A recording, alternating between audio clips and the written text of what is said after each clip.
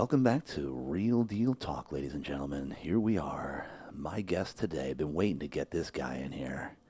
Took a minute, though. It did. Took a long minute. Cory Withrow, ladies and gentlemen. Former NFL football player, okay, number one. Number two, owns the King's Craft Coffee Company right now. Got a couple locations so far? Yeah, a couple locations. Okay, a couple locations. One up in Poway area. Yep. And one in Mission Valley, from what I remember. Yep. Right. Okay. Nice. And we'll get into a little bit of that a little bit later as well. But Okay. today, you know what we're gonna do. You know how we do it. We're gonna dig in here. And this guy's got I've heard bits and pieces of his story before. but today we're gonna dig in a little further. Yeah, let's do because it. I just heard some bits and pieces. Sure. Rumors about your story. Mm-hmm. Are you ready?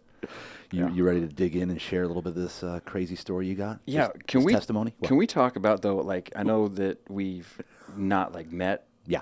Or I mean, we've met and we've done this thing, but the first time we met, Yeah. was at Emerge, our men's conference that we have with our church. So we met at Awaken. Through Awaken. Yeah. Right. Okay. And I was part of helping with all the games, and part of mine was you had this sled with all this weight on it, and the team was up pulling the rope, and you had just come from an event where you just broke your nose, Yeah. and you guys were hitting with bags or something like that, and you come over and you got stuff jammed in your nose, Yep. and you're up and you're on the front line of pulling this thing, and you're looking good. You got blood all over your shirt, and the rope off the sled slips or something happens, and you end up punching yourself in the dang nose. Yeah. And it was a complete waterfall. Like, Yeah. I mean, it was the bloodiest, coolest, not coolest, because you kind of had this, I'm going to crush someone's face look in your eyes. But I'm like, oh my gosh, I've never seen a nose bleed like that. Do you remember that? How could I forget? That was awesome. My teammates, tied this. Yeah. They tied a bunch of weights on the end. Right. And it was freaking heavy. Yeah. And apparently the knot they tied wasn't a good knot. So the knot came undone as I was literally pulling hundreds of pounds up a hill.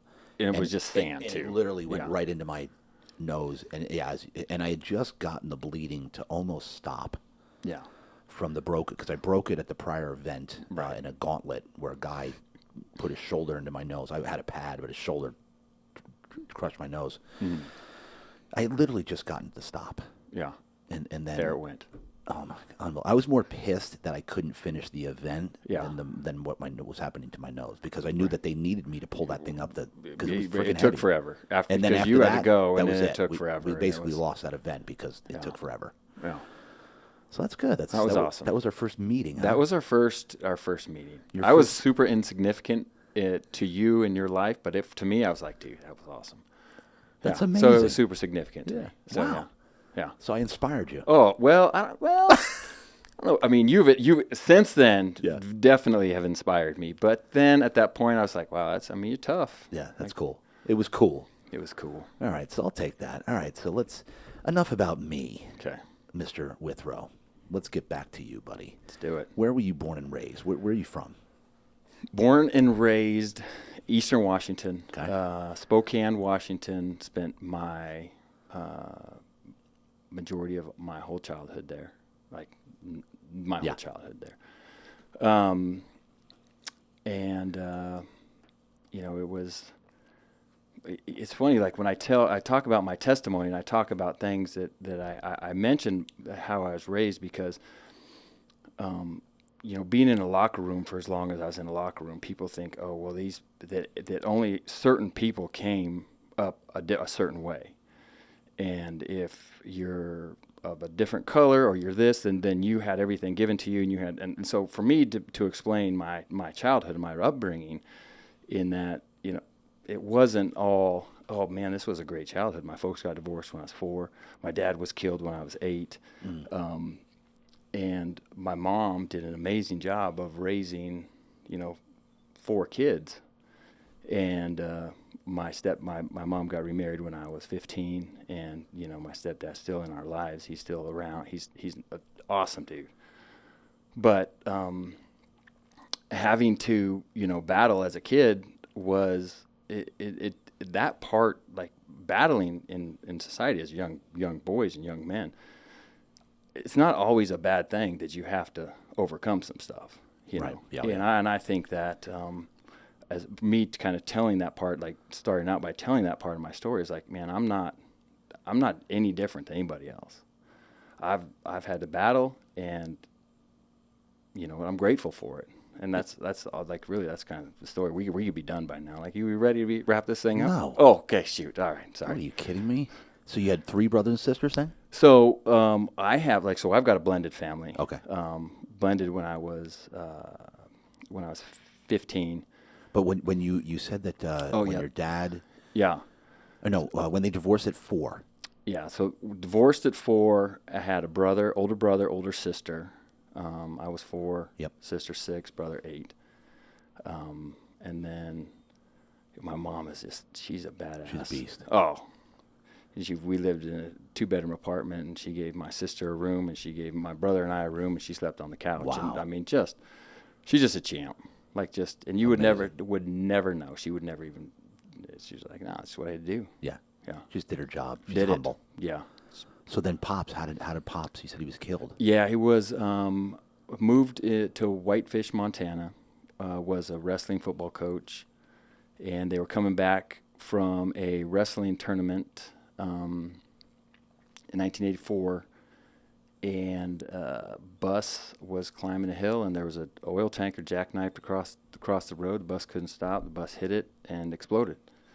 And so it was like up until, I don't know, maybe 5, 6 years ago, it was the deadliest car crash in Montana history. Has this been on TV? I don't think so. But so it was his coaches, the 4 cheerleaders that were at the tournament, his coach's wife and one of their kids, and the bus driver all died. All the wrestlers, his wrestlers were bad dudes, man. They were just, he was a hard coach, and they were well trained, and they got one of the kids, and all the wrestlers got out the back, and all survived. Wow. Yeah, and it was snowing like crazy, and they. Wow. Yeah, no, it was. You gotta be kidding yeah. me, man. So what did you get the phone call? What? Yeah, so I mean, it's so different. Like we talk about how we grew up all the time. Like as kids, you didn't have a cell. Like we couldn't. My mom would never. She'd be like, "Lights come on. Your bike had better be home." So we had the phone on the wall, and we're just sitting around one evening, and my mom answers the phone with a really long cord on the wall, and she's just like, oh my gosh, and turns around and she goes, your dad was just killed. And that was like, we were like, holy crap, like really? And then we got the detail. Like we were just sitting on the couch and probably watching one of 3 channels that we got on the TV, you know what I'm saying? And it. And you said you were 8 at the point? I was 8, yeah. So you can kind of, you remember that then? Yeah, oh yeah. Yeah. Were you just like, wait, what, Mom? Or you just... Yeah, it was just weird. It was... my mom she's not like a crier. She's just tough and very just always, she can see glass half full type of person, and turned around and was just like tears in her eyes and just like, yeah, man. She goes, your dad was just killed. We're just like, so we knew that, I mean, obviously it's nothing that you ever joke around about, but it was just it. Yeah. It was just, the finality of it was so real. Like, and so what happened after that? Like, what was the next, did you say, okay, let's, I mean, this is unbelievable. Yeah. I mean, it was,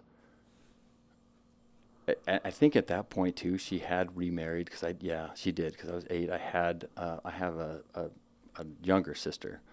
So she had remarried, and I'd gotten really angry. You had? Like as a kid, yeah. Like, and I was a bigger kid, like a big old chubby kid. So after the divorce? The divorce was like, they did such a good job of co-parenting, whatever you call it? I mean, not even that, because he was never around. He lived in Montana, and we lived in Washington. So we saw him 2, maybe 3 times a year, and she just did such a good job of like, life is, but there's nothing, and you're just, as a kid, you're like, oh, this is what we do. and that's how we rolled. Like there was like, we didn't skip a beat. She was just like, okay, big Irish family. My grandparents were around. My uncles were around. My grandparents, brothers and sisters, were around still. And so it was just like everybody kind of took care of each other. And it was, you didn't really, there was no, oh man, I miss my dad. It was like you talked to him on the phone if he called, or we'd go see him in the summer. We'd go see him in the winter. He was a teacher, so he couldn't have these breaks or whatever. So, and then you were saying that you were a tough kid. Like you said you were angry. Yeah, I got really, really. At what angry. age? Probably right. I mean, I was always kind of a meathead. Like Yeah. I've always been that. Like I think it's kind of like pain is probably because I have an older brother, and That'll do it. I had the older brother that would when he was old enough to babysit, my mom would leave and he would just wait, and he'd hear the car door shut, and he'd hear the car pull away, and he'd look at me and he'd be like, "You've got 3 seconds to run." I'm like, "Come on, man.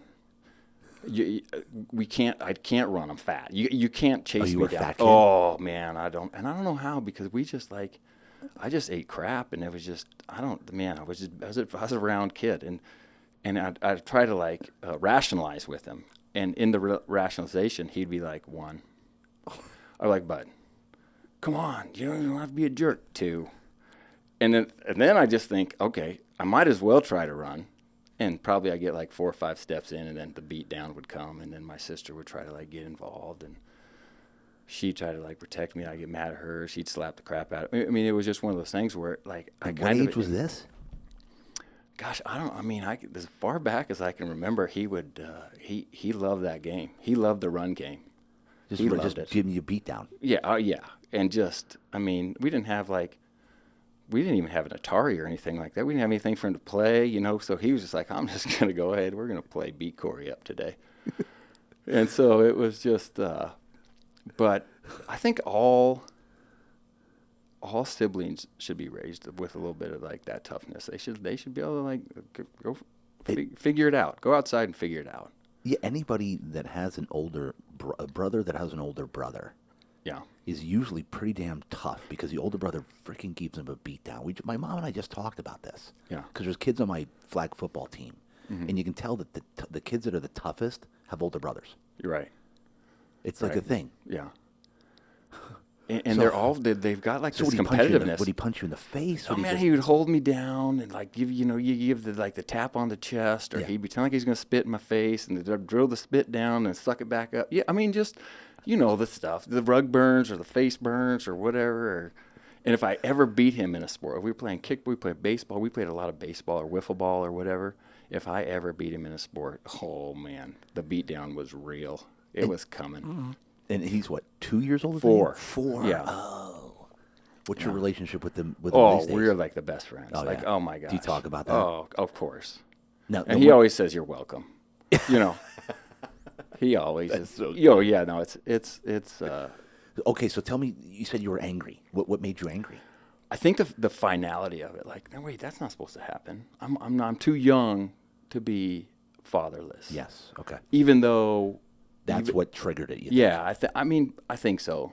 I know so. Yeah. Because I remember being at the funeral and watching kind of people cry, and it was sad, and I just got mad, and just because I couldn't articulate the pain, so anger was a great way to do it. Yeah. And it was just one of those things where it was really easy for me to translate that into sport. Into anything that I did, right. Whether it was baseball. I played baseball at a really young age. Football, when I started playing football. What age did you start playing football? 7th grade. 7th grade, so I was 11. 11. Mm-hmm. And you took to it immediately? No, I did. Well, I did because it was the greatest thing, because I was this chubby kid. I wanted to be I was looking for a place to fit in. When you start getting tall, when were you? Because you're tall now. What are you, 6'4"? What are you? 6'3". 6'3". I was a late bloomer. Yeah. So I didn't start growing until going into my freshman year of high school. And so I'm on this team with all my friends, and we do like a bull in the ring. And I'm in there, and I'm realizing that after the first couple people that I'm beating, I'm like, oh, I'm pretty good. Okay, at so this. describe a bull in the ring. You and I know what it is. Okay. Right. So you stand in the middle. Yeah, right. And we only probably had like 17 or 18 guys on our. We had a small like little. We didn't have Pop Warner back then. It was just like youth through like the YMCA type football, but we had pads on and everything. And so all 17 or whatever, however many teammates you got are in a big circle, and then the coach calls out 2 guys, and they go in the middle of the circle, and they basically go until you either put the other guy, knock him down, or someone gives up, or you drive him out of the circle. And are you wearing pads? Yeah, padded up. Okay. Yeah. And so. And you can wrestle and stuff too, right? Yeah. Yeah, Wrestle, it's like grapple. it's just kind of like a toughness drill. It's not, the technique is out the window, and I don't know back then if there was a ton of technique anyway. And so after the first couple people, that I was like, okay, I knew how to leverage. I knew how to I didn't like the pushback, and it probably goes back to me like battling someone who's 4 years older than me. Yeah. And got a funny story about that. And anyway, I just kept going. I kept winning. And I kept winning. The coaches. So you stayed in the middle. I stayed in, and I didn't really get tired. And either. they kept calling somebody. Yeah. Okay, you're up. Okay, now the biggest guy's up. Okay, now the fastest guy. And they kept calling people in. You got to be exhausted after like 3, 4, 5 guys. Well, my competitiveness kicked in, which I didn't know that I had. And adrenaline. And when it kicked in, and so it just kept driving me, and I just felt good to win. And the coach comes in and hits me on the helmet. He's like, "Oh man, you're doing so good." And I start crying in this circle. And I'm like, he's like, "Why are you crying?" And I didn't want to tell him, well, I'm beating the crap out of all my friends. I don't know if they're not going to like me or not after this sucker's over with. You know what I mean? Yeah. But I was too prideful. Like, I didn't want to let them win because they were my friends. But I was still worried about me not being able to fit in. And, obviously at the end of it, they're like, "Oh my gosh, you're so good at this." But like, that was my thought. And he's like, "Why are you crying?" And I don't know why I started crying. But I kept going, and I kept I worked that circle, man. I worked it. I'm like, I'm all right at this. And so from that point on, I'm like, okay, we maybe can do this. And like maybe a week before, I was still playing soccer, right? Yeah. I still thought I was fast. I thought I was, an athlete. And there's such a difference to the sports, right? Like, you got this anaerobic versus aerobic versus the run versus the, my fat legs would run and my shorty shorts would hike up, and I get the raspberries between the legs. You know what I mean? You probably don't. You were always jacked and awesome. No. And, I was a skinny runt back then. but, and then putting the pads on, it was just like, oh man, it felt pretty natural. Wow. And you were saying something funny about you. I think it was your brother. Oh yeah. So when I kept playing, and in high school going into college, and he was a good football player too. And then he was in college, and I was still in high school, and going to go play in college, my senior year of high school, and we would we call it the mattress drill, which is kind of funny. We would set up a twin mattress in our backyard, and that was a quarterback, and we'd set up cones, and no pads, no nothing, and we called it the mattress drill, and we'd go one-on-one against each other who could sack the mattress. So we'd one-on-one pass rush, and one-on-one he would rush me, and then we'd switch and we would probably do it for an hour. And just nonstop, and just laugh about it, and the mattress drill and this, and we'd try this, so when I went on to play in college and stuff, he would be like, "Yeah, that's because we did the mattress drill. That's why you're there." And I'm like, "Probably." Yeah. Yeah. So he takes a lot of credit for some stuff. Yeah, of he course. should. He should. Yeah. So you took naturally to that, and then so the anger that you had, how did it translate into school, your friends? Like, where was the anger coming out in? It just really in sports. Like, I could control it as long as I could have that outlet. I was the guy that people like to be. I was not a jerk as a friend. I feel like I'm a good friend. I feel like my schoolwork, it was one of those things where I was always kind of, JoJo the circus clown. I'd be like that guy in school because I wasn't like super bright. I couldn't sit still, and I was just all over the place. I couldn't sit still. I couldn't be like, oh my gosh, this is so. And as funny as I like look back on it, it was super interesting. There was a lot of great stuff to learn. I just had a problem like locking in, like focusing in, and it took me until I kind of had to learn. Yeah. And so, at what point would you say that you started to get over the fact that your father was gone, or did you ever heal from it? Did you ever? Oh yeah. I don't. That's a really good question. I think that. I don't know. That's like, there wasn't anything specific where it just found like, oh well, I find peace in this. And then sports, specifically football, was a great outlet. Oh yeah. For your anger. So at what point did you, besides that drill, did you realize that I'm actually pretty good at this? It was the drill number one. Yeah. And then what did the coaches do at that point when you were just crushing this circle? We're like, whoa, okay. Yeah. It's funny because the coaches were volunteers, and it was like, it wasn't, and I don't know if this is like back east, we played like junior high football. Like there's Pop Warner all the way until you get to high school out here. Out there, it was, you were junior high, and you had an 8th grade team, and you had a 9th grade team, and then you were in high school, and so the coaches were just like, oh my gosh, you're crazy, and we like it, and then next year I had a different set of coaches, and so they were just like, okay, let's see what we got, and then it just kind of started all over again. But the confidence that I think that I brought from every year that I played, it just kind of built on each other, so I could like master the game a little bit more, right? Yeah. Like turns into a chess game, right? As you coach, you like, okay, well, we know we got the kid who's over there looking at his mom. We're gonna throw the ball over there. They're gonna catch it, and that kid's not gonna. And we're gonna score a touchdown. We're gonna win the Super Bowl. That's probably your game plan. I think it was. I was watching you. Greatest flag football coach on the planet. This guy right here. Yeah. Oh yeah. Okay. Yeah. We had fun. Oh man, it was a blast. You guys killed it. We did okay. It was fun. We did okay. We made the best of it. Yeah. But okay, so that's funny, man. Yeah, the first game we ever played, we were just trying to get him to run the right direction. At one point Johnny ran straight to the sidelines because the coach said run that way. He meant run around the sidelines. Yeah. So Johnny just went straight that way. Right. It sounds like he's a good listener. Yeah, exactly. Right. I said, Coach, he did what you told him to do, because that's when I wasn't coaching. Yeah. He said, Johnny, run to the outside. Mm-hmm. Like to cut it up. Yeah. He didn't say turn and cut up. He just said run to the outside. Yeah. Assuming that he knew, and he just took the ball and literally ran to the next field. Yeah, it was amazing. All right, great. So then, what position do you play right away? You play defense off? Like, what did they both offense and defensive line? Yeah. And you weren't really put my hand down. You weren't that developed. They put your hand down. That's right. No. And the 3-point. Yeah.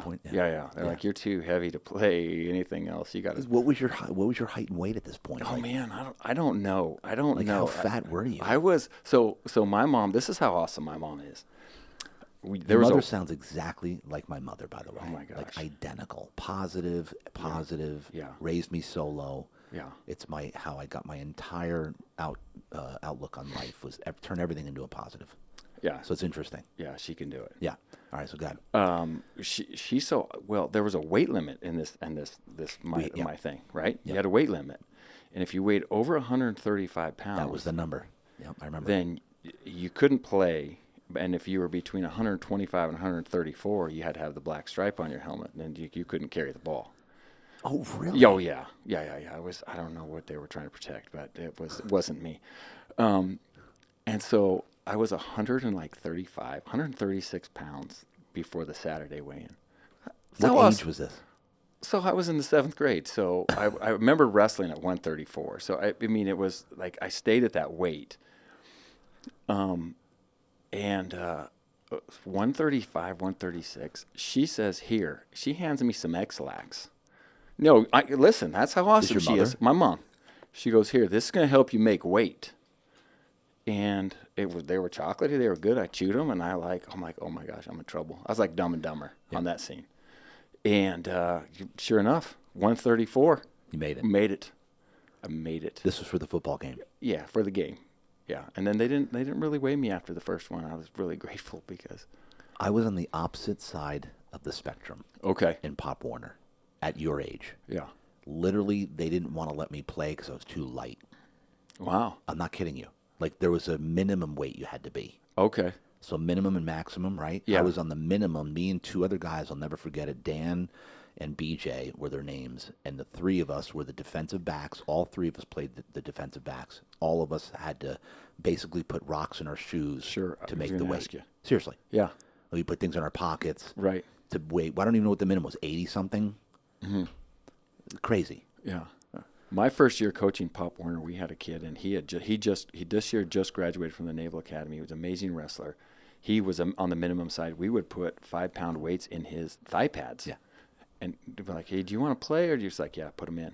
And he'd come in. He was like legit 10 pounds lighter than he needed to be. And we'd throw him in. He'd do step on the scale, walk away real funny. Like, how does he know that he doesn't have the 10 pounds in his dang pants? Like, what are we doing? But they let him do it. So. And so then get me to high school. So high school, like any other events happened during this childhood around there? You seem to get along with everybody. Yeah, yeah. What happened as you got into high school, playing football, got a little bit more serious? Yeah, man, and I really had found, kind of my faith background really started growing, in the junior high age as it started. And, I got saved. I heard the whole how did you this whole fire and brimstone. Like, I went to a church where if you don't do this, you're going to hell. Yeah. You're going to burn in hell. Did your mom get you into church early? So I was raised like this big Irish Catholic, kind of family. So we'd go to, we did the whole CEO thing. We were Christmas and Easter onlys. And, and then I met a buddy of mine who kind of got me into church, and was going and went to a youth. Where'd you meet him? He was a neighbor of mine. We both moved into this neighborhood after my dad died. We moved out of this. We lived in this really sketchy neighborhood, and then when in the 5th grade came, we moved up to where my folks live now. And he had just happened to move in this, like, on the same block. We just jump on our bikes and cruise around. We met each other, and just back then it was just like, hey, what are you doing? You riding? You want to go hit a jump? And then we became like best buddies. And he was raised in a really cool, like, Christian home, and asked me to go to this winter. Is this Bible. like 8, 9, 10 years old? No, so I'm probably at this time. I mean, I was in the 5th, 6th Okay. grade-ish. So which yeah, is the 11, 10, 12. Yeah, 10-ish, 11, yeah, something like that. And he said, "You want to go to church with me?" Yeah, and I'm like, yeah, I'd love to. Yeah, I mean, I just really needed to be a part of, like, that family dynamic, and they were. It was just one of those things where we became friends. Like, the front door was always open. I just walk in his house and, hey, Mrs. Davis, they'd be like, hey, Cory, you're here again. Awesome. Help yourself to some food. Right. Yeah. What, are you hungry? Yeah. Look at me. Of course I'm hungry. Jeez Louise. But we go to this, like, Bible camp, and they hear this message, and I So wait, go scared back me. to the first time at church. Did you go to church first with them? Yeah, I went to church. What did you think of that first? It was really different because of my Catholic experience. I did the first communion thing as a Catholic, and so you're Kneeling, standing, kneeling. doing the calisthenics thing. Yeah. And then going to a place where they were just talking about a relationship. There was a difference between the religious side and there's nothing wrong with Catholicism. Like, it's amazing. It is. But I found, for me personally, that the religious side of it outweighed the relationship side of it that I was really looking for. And then when I became, and we went to church a couple times, and they had a really kind of a cool youth group, and they played a bunch of games, and it was fun. They talked a little bit about Jesus, and go to this Bible camp, and they gave us the, you're gonna go to hell if you don't do this. And I'm like, I don't want that fire insurance. Hands up right away, right? I didn't know what I was doing, but I knew that something changed. And in high school, what had really changed is I kind of started understanding the difference between, just having a Savior and having a Lord. And so once I kind of like dove into that a little bit, and really, was, the transition from middle school to high school was having older siblings. I always wanted to be with their friends, and they were doing things that I probably shouldn't have been doing, but I wanted to do them anyway. And I got caught up in it. I was a pretty good baseball player, and was a sophomore on playing baseball with all these 18-year-olds, and got arrested one night. I remember my mom, we just talked about this. I just went home a couple months ago. Went home and we were talking about the event when a police officer brought me home, and again, like brought me home. I explained the whole story. I ran, got away, but I needed to ride home, so I came back. I ran again, got away again, but they found me this time. And I'm telling the story, right? And talking, and Monica's there, and I'm telling her the story, and my mom she's like, man, well, Cory, I didn't really think you were that fast, but you got away twice, man. That's pretty good. Like, Mom, I got home in handcuffs, man. My knees were bloody. I didn't have any shoes on. And she goes, yeah, well, you learned. You learned. This is when and she was not, and she dealt with it very graciously, but also very sternly. And from that point on, I kind of got this mentor who got me in the gym. So what did you do to get arrested? Oh man, you breezed right over that one. Well, we did. We just. You did. Well, I thought. Well, okay. And I'm not going to allow that to happen. Dang it. Yeah. Come on. What happened? I went out and went drinking with a bunch of these guys, and it's usually how it starts. Yeah, and so really wanted to like impress, because I was probably one of the younger guys there. I really wanted to impress everybody, so I went over to, I think it was a Pepsi machine or whatever, and it had like that plastic on it. I tried to kick it in, and as I kicked it in, it like ejected me back. And I'm like, how did that thing not break? Like, I kicked that thing with everything. I didn't break, and it just kind of bent and like launched me back, right? Yeah.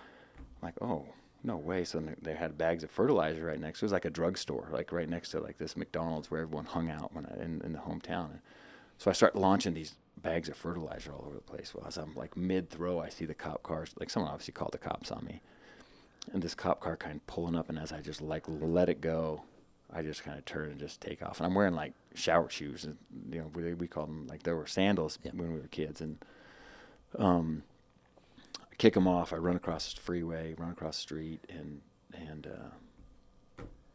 so they that got was me. it. That was it. Yeah, malicious mischief was what the arrest was for. So you took off. Minor. Yeah. You escaped. Yeah. Oh man. And then came back. Well, I didn't. And so here's the crazy thing is, if I would have just kept going, I lived probably a mile and a half from where I escaped. But I wanted to ride home. That's my rational thinking. That's hilarious. Right? Like, just walk home. Just walk home. So when you went back, the cops were still there? Oh, yeah. They And were then you still took off asking again. questions. They were still asking questions. Yeah, and it felt like I was gone and by myself, and I was probably gone for like 5 minutes, but it felt like it was like 45 minutes that I was in somebody's backyard, right? So then they saw you. They saw me. Came after you again. I ran again, and then this time they saw where I ran, so they had a police car come like in the alley, and then a police car come on the main street, and as I'm kind of stuck in between these two cars, they tell me to raise my hands, and so I raised my hands, and because I ran, a police officer from the behind comes running up and hits me, like tackles me, while I was in between like a bed of a truck and a car, and my head hits the bed of the truck, and they knocked me out. They knocked you out? Yeah, and I'm 15 years old. And then I come to, and they're like, we're going to also put in resisting arrest because you won't let us put handcuffs on you. And I'm like, you guys knocked me out. I'm laying on my arms, like, grab them. And anyway, they're like, we didn't knock you out. So I was in a cop car. Are you kidding me? Brought me home to my mom, and I was telling her that they hurt me. And she, like, this was the conversation. I'm like, yeah, and he slapped me. He punched me in the chest, and my pops, my stepdad was like above the stairs, and it was like 2 a.m. And she wasn't like facing me, and he goes, she didn't punch you. She poked you in the chest, and you fell over. I'm like, oh, it's not how I remember. I remember it being a little bit more violent than that. And he goes, no. That was the cop? No, that was my mom. My mom your just goes, mom. sit down, and like hits me right here, and I, like whatever, I might have been off balance. I might have been inebriated. I don't know what I was, but I fell down, and I thought that she brought the thunder, and I guess she just poked me in the chest. I just found that out like 2 months ago. Oh, really? Yeah, because before I tell the story, I was like, oh my gosh, she like shut me up and sat me down, and she did, but it wasn't like what I thought it was. Oh my God. Yeah, it was awesome. All right, so what happened there? What happened after that? What did She basically said, if you live like this, you are not going to live. This is going to be you're going to have a terrible life if this is the life you choose. Choose a different path. And I kind of, and she had, they have family friends who kind of trained my brother a little bit and was still training. And I asked if I could start working out with him. And he kind of like took me under his wing as a sophomore in high school and kind of really just got me like locked in. Yeah. And just spoke life. And probably not a believer, but just knew the power of words. He just understood it. He understood whatever he like fills me with, there's gonna be fruit in it. And how old was this guy? So he's probably about the same age as my folk. And he actually played football with my dad. He was really? a couple years younger than my dad. Yeah, so they played football together in college. And he's probably 70. Your biological Yeah, dad. yeah, yeah. So he knew the story. Like he knew the whole story. He knew my dad when he was in college and then they kind of lost track of each other. But, and he just like, man, you got like, let's go. You've got so much potential, but you haven't done anything with it. So it's going to stay potential. So I'm like, This was about sophomore year in high school. Yeah. So he started training you, and then you just honed your skills from that point forward. Yeah. I was pretty locked in. You were locked in. And When did you start leaning out? When did you get taller? Like when did you grow? So about that right then. Oh, like yeah. About my freshman year, right when I was like 15ish, I started growing. And then it became we got to put some weight on you now. Now you gotta eat. Now you gotta. So you actually got tall and lean. Yeah. Like if you see my sons now, like we've got a 21-year-old, and he's 6'5". He's really and How many kids do you have right now? So we're blended. We Yeah. have 7 kids. 7. Yeah, we have 7. It's awesome. Wow. All under the same roof. At one point, yeah. At Well, one now point. I mean, so we have we have twins. They're 21. They're going into their senior year in college, and they're just staying there, going to University of Washington. They're staying in Seattle, and doing their internships. They're like in that mode. Then we have an 18-year-old at the University of Utah. He's actually home this summer. And then we've got 2 in high school or 3 in high school now. Shoot, yeah, we just Wow. and then 1 in middle school. And how old are you? 47. 47. A young buck. Young 47, my friend. Young buck. Yeah. Compared to me, anyway. Whatever. Compared to me, anyway. 5'1". So 7. All right, so 7. That's right. I forgot about that. 7 combined. So how many? So her side, how many? 3. 3. Your side? 4. 4. Yeah. Wow. That's a house right there. Yeah. All right, so let's get back to we're in high school. So you started to get a little bit more serious. Oh, give me the church thing. Like when did that really? So you got saved. What happened after you got saved? You know, it's funny. Like in high school, and I'm seeing it now with by the way, college kids. Explain what for the watchers and listeners. Yeah. Explain what being saved means. Wow. Wow. Okay. So, as a Christian, it's when you decide, you make a decision to give your life or to accept Jesus Christ into your life as your Lord and Savior. And so I guess saved is a term that maybe it's you're saved from your sinful life into you're moving into something where you're trying to work towards with a ton of grace and forgiveness, and you're working towards that righteousness. Yeah. There you go. There you go. Yeah. Is that right? Yes. Okay. Good, because we always talk about it and just kind of go right over it. And Christians, we know, but there's a lot of people when it was saved. What does that mean? Yeah. Right. So good. I'm glad we did it. Yeah, we did it. All right, so you got saved, and then after that point, what did you keep with the same guy, like to church with him, your friend? Did you guys grow apart? Whatever happened? No. I mean, to this day, we still get together. I actually brought them. I mean, we're just,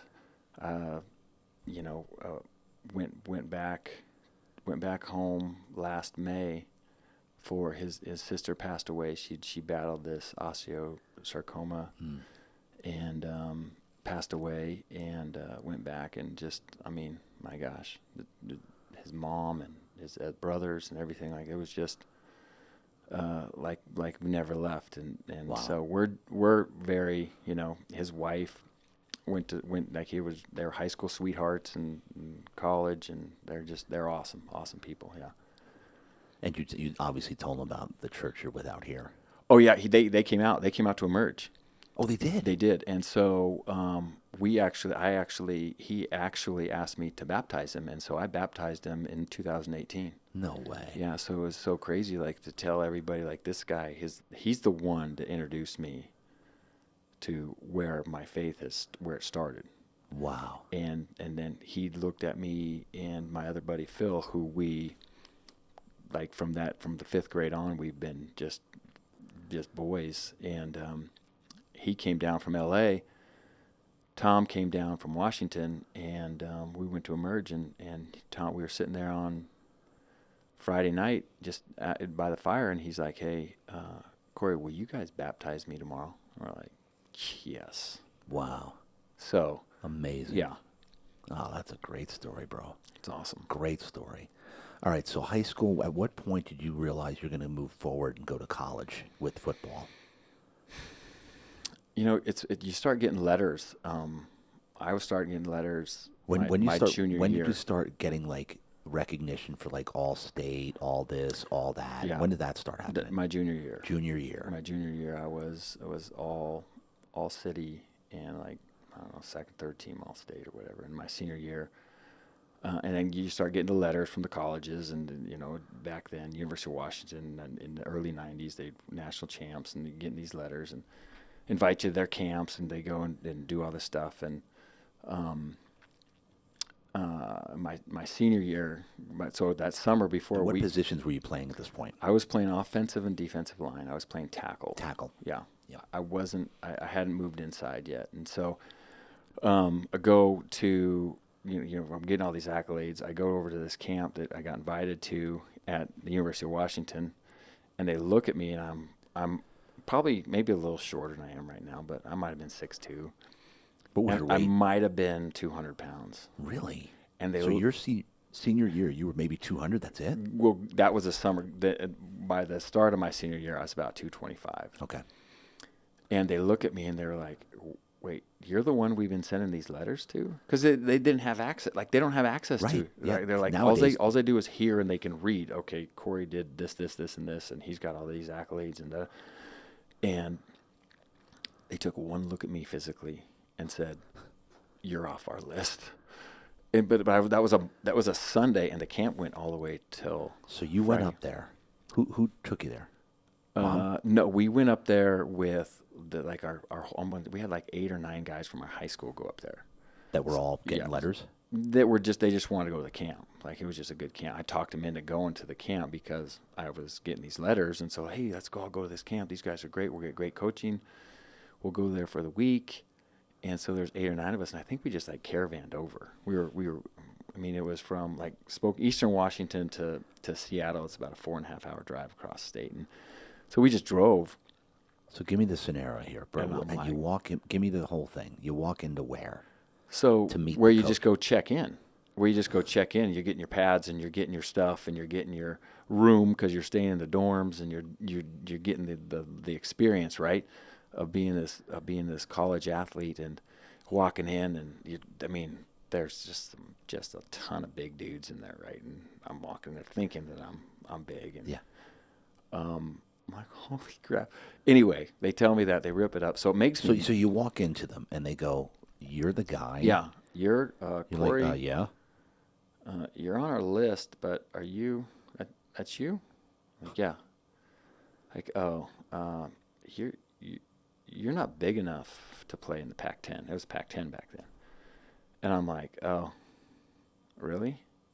Like, yeah, you wouldn't be a good fit, and just kind of like we're gonna throw that away.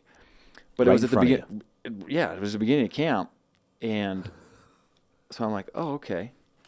And so I made it like, again, they kind of do like a bowl in the ring type of deal again, but it's more organized. So you've got like, So you're still lining able, up. You're still able to practice. Oh yeah, I paid the money to go to the camp. I'm at the camp. I'm there. We're all there, and I'm like, okay. So I would try to figure out who their guys that they were recruiting, and I'm like, I'm going against you, and I'm going against you, and I'm going, and I lost probably about as many as I won, but it was one of those things where I'm like, okay, at least I know where I need to be.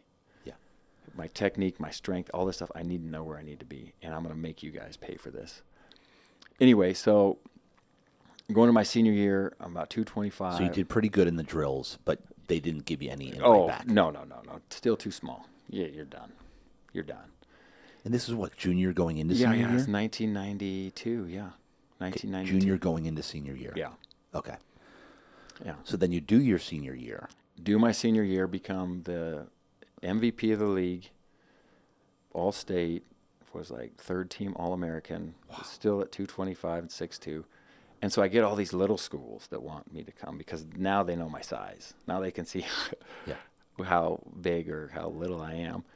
And I go to Washington State, which is the rival of the University of Washington. I go there, and the coach, the offensive line coach, loves me. He's like, dude, I can do so much with you. I'm going to move you. You're going to play center. You're too short to play tackle. I know you don't want to hear this, but you're too short. You're going to play center. I'm like, cool. I've never snapped a ball in my life. He's like, it's okay. I'll teach you. I played in the NFL for 9 years. I can teach you how to snap a ball. So I go down there, and they pay for me to go down on a recruiting trip. I go down on the biggest recruiting trip. I'm like, oh, they're going to offer me a scholarship. It's going to be great. I'm going to go home. I'm going to tell everyone. The coach drove me from Spokane to Pullman, which is like an hour and a half away, to Washington State, the campus, down having a crazy good, getting the whole college experience. This is the guy that believed in you, the coach.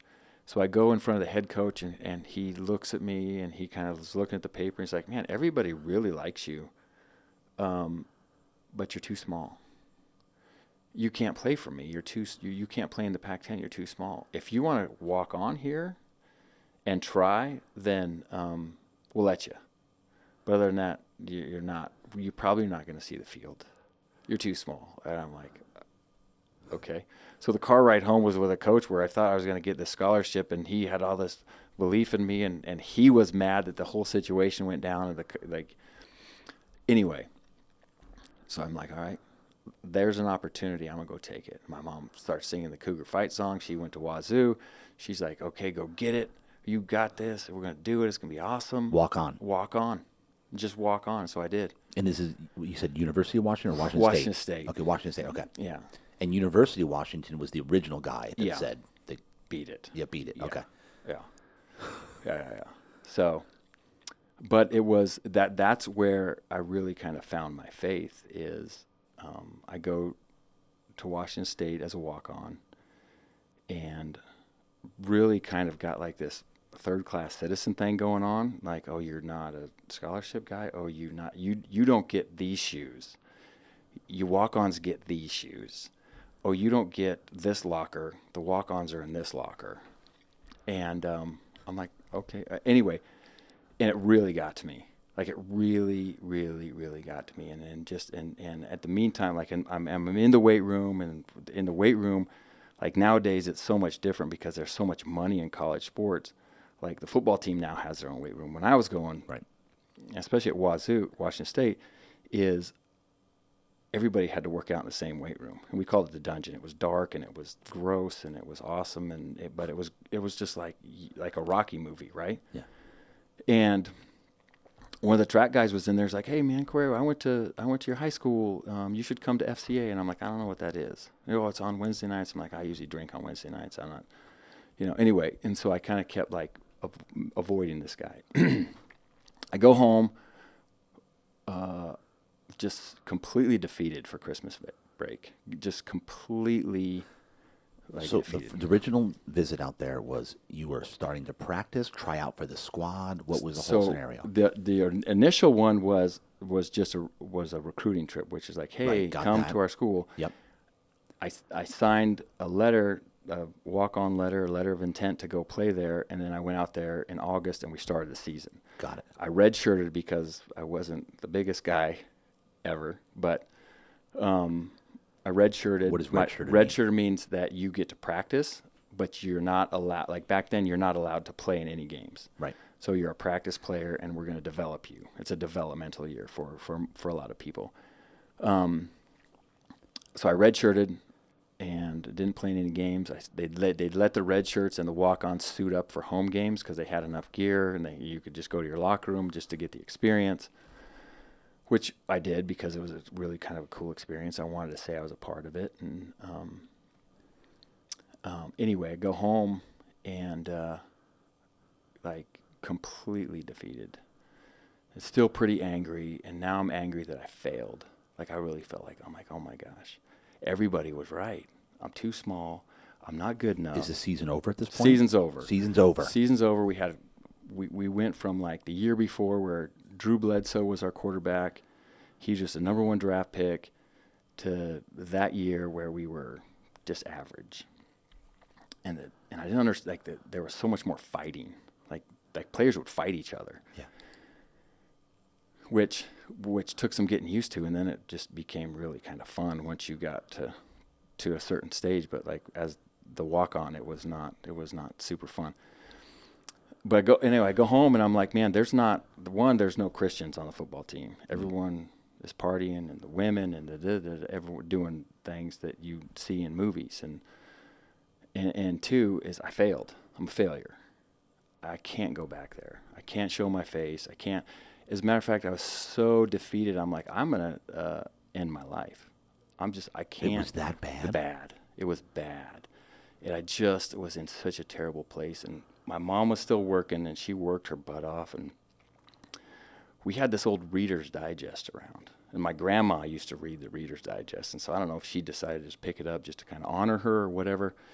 And she's like, hey, Cory, I don't know if there's an article in here about this football player who's a Christian. I'm like, Mom, they don't exist. She's like, no, you got to read it. He broke his neck. His name's Dennis Bird. He broke his neck. And it's just this blurb, the Reader's Digest version of his book he just wrote called Rise and Walk. And you got to read it. And I'm like, I'm not reading that. So she's kind of walking by, and she like flings it at me. She goes, I just try it. And just walks out the door. And so, this is your grandmother? This is my mom. Your mom? My mom. And so I'm like, I ain't reading it, Mom. Did she know how depressed you were? She did. Well, she probably knew. She knew that I was kind of mopey, and she knew that I wasn't me, and I'm sure she did. I never expressed it. Like, I mean, and even like today it's starting to get a little bit better, but as a man in that sort of a sport, it's not an expression. It's how tough can you be? Right. How strong can you be? Nobody wants to see you weak. There's nobody in your life that wants to see you weak. So how tough are you? And so obviously that's kind of like the mantra going on. And so I get it, and I start reading it, and I'm like, oh my gosh. Wait, this dude played for the Jets. He was a second round draft. He was an all-pro. He loved Jesus. Wait, how did he? And I got to go get this dude's book. So I went and got this book. I'm either going to kill myself or I'm going to go get this book. And when you said you wanted to end your life, were you thinking about how you were going to do it? Oh man, yeah. I was raised in Eastern Washington. We had a lot of guns. My old man deer hunts. My brother hunts. It would have been like just okay. Let's just take this rifle and just peace out. Did you ever grab the gun? Would you ever get close enough to where you were? There was like a stare down. There was a stare down between me and it, for sure. And I never, like, put my hands on it. And it was just one of those things where I'm like, okay. What prevented you from, what do you think? That book? Really? I'm not kidding. And so I went and got that dang book, and I'm not a reader. Like, we kind of talked about my education, and I have a hard time just sitting still and reading. I read that entire book in like 2 days. And it was I don't know, 300-page. I mean, it was a book. It was from birth to where he's at or where he was when he finished the book. And it just talked about his childhood and his growing up and how his faith carried him and how he did X, Y, and Z at Tulsa and how when he was at the Jets and these are the people that crossed his path and his wife and everything, the play that he broke his neck and when he decided to start moving things and he just had a conversation with God and his fingers started moving and it was one of those things that I'm like, okay, hold on. Let me give this one more chance. So that book. Yeah. What was the name of the book again? Rise and Walk. Rise and Walk. Yeah. Did he play again, or did that end his career? It ended his career. Did he have where it has an arm that's not functioning right? Is that the same guy? No. The last I saw of it, he had a cane that he'd use on occasion, but he had full function of his limbs. But he was also massive. I mean, he was tall and big, and then obviously he lost the muscle mass and stuff. But he still is like 6'6". I mean, oh wow, his cane probably slapped someone. Whack! Oh dang! So this book, and so when your mom gave you the Reader's Digest, yeah, right, that's what did it. The little story in there. The little story. She just flipped it to you. She Just had no idea how bad you were really feeling. No, there's no way. She knew. Have you told her to this day? I've talked about this before that she's heard me talk about it. Yeah. She's heard you talk about the fact that you want to end your life. Yeah. What did she say when she heard that? She didn't say anything really. She's like, again, she'll take something and be like, well, that was a pretty good throw, wasn't it? Like, she was impressed with the throw of the book. Yeah. She was impressed with, and she's not going to dwell on it. She won't do it. And it's like, that's how we were raised. Like, yeah, it was bad then, but how is it right now? And you've survived 100% of your worst days. So how is it now? That's amazing. Your mother. God bless her, right? She's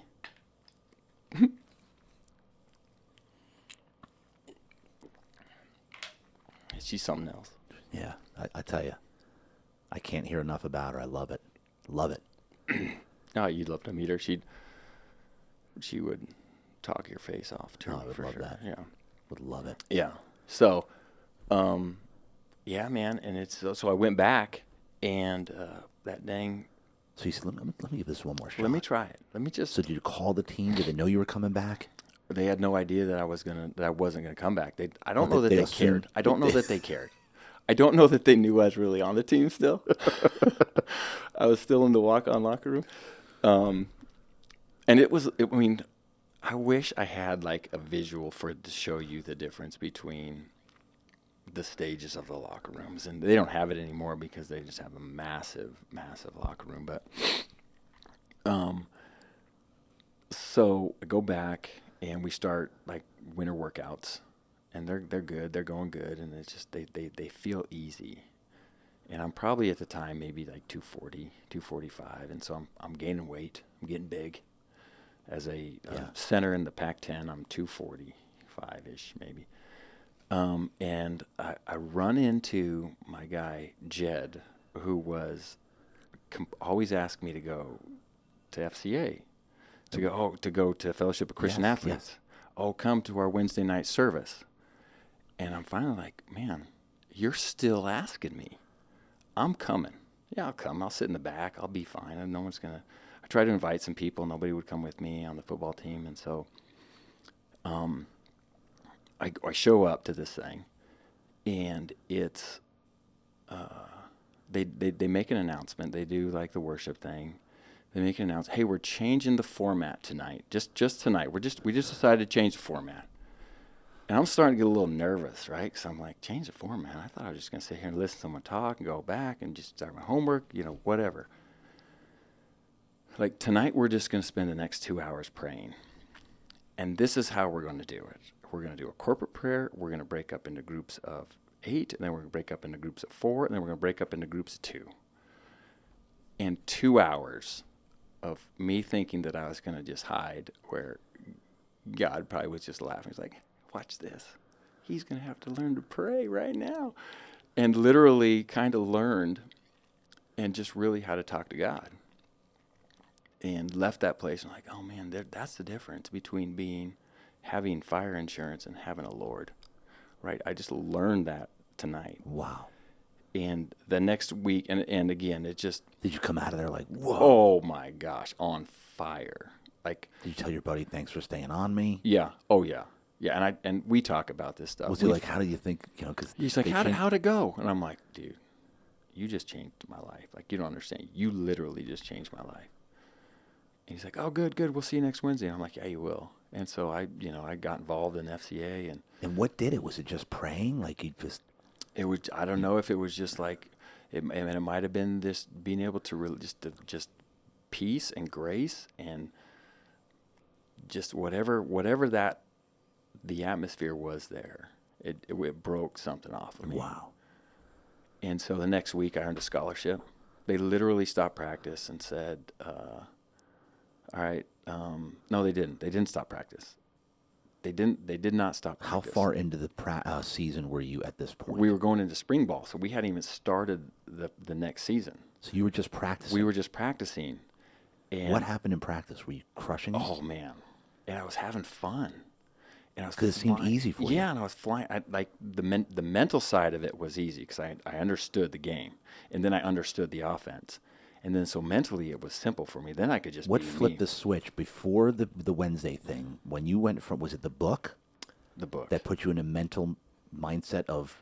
If I can do this. I can do this. There's something out there still for me that I can do. And if there's not, I'm going to be that. I'm going to be the one. So you came into that next season practices with a whole different mindset. Yeah. Yeah. And then it became easy for you pretty much. And you were dominating. Give me the domination. Well, dominating at 248 pounds is that.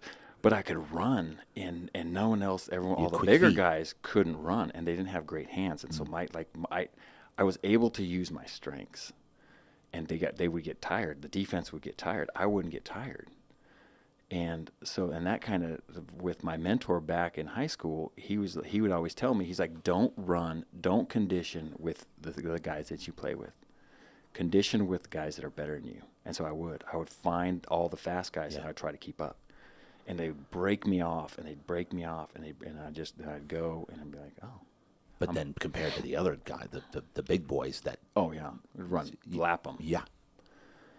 And so I just carried that mentality with me.